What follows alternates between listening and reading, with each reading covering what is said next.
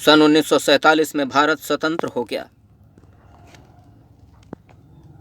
अब देश के सभी लोगों के मन में एक उमंग थी कि देश एकता और अखंडता के साथ प्रगति की राह पर अग्रसर होगा। देश धीरे धीरे अपने उन आयामों को छुएगा, उन ऊंचाइयों को छुएगा जिनकी हमारे पूर्वजों ने कल्पना किया था, जिनकी हमारे पूर्वजों ने अपेक्षाएं की थीं, जिन सपनों को देखा था, उन्हें साकार करने की जिम्मेदारियां हम सबको दी गई थीं।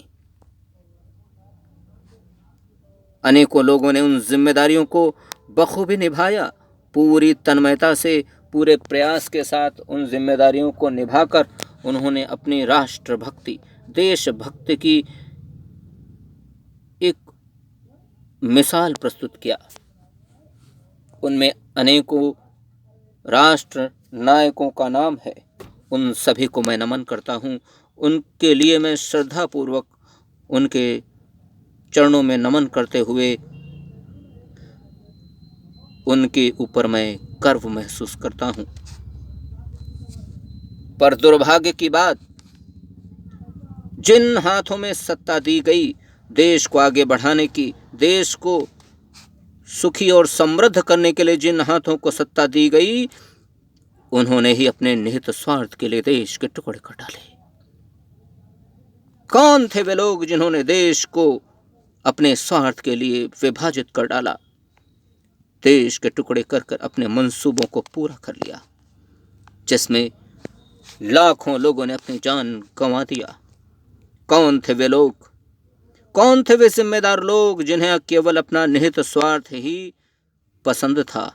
उनके लिए देश किसी भी कीमत पर कोई महत्व नहीं रखता था। यदि उनके नज़रों में, उनकी इच्छाओं में देश का महत्व होता तो वे देश के टुकड़े नहीं करते, वे देश को विभाजित नहीं करते। पर दुर्भाग्य, ऐसे लोगों के हाथों में सत्ता गई जिन्होंने देश को विभाजित करके एक नए जख्म दे दिए, नए नासूर दे दिए, जिसके परिणाम आज पूरा देश अब भी भुगत रहा है। उन जख्मों से आज भी रिस रिस कर वह लहू टपक रहा है और फिर से वो जख्म हरे हो जाते हैं। उन पीड़ाओं को, उन तकलीफ़ों को हम सब बखूबी समझते हैं, महसूस करते हैं। काश देश विभाजित नहीं हुआ होता, काश ऐसे स्वार्थियों, स्वार्थ सिद्ध के लालची लोगों के हाथ में यह सत्ता नहीं गई होती। काश हमारा देश आज विभाजित नहीं हुआ होता और आज अखंडित राष्ट्र रहा होता, तो आज इसका रूप ही कुछ अलग और अनोखा होता।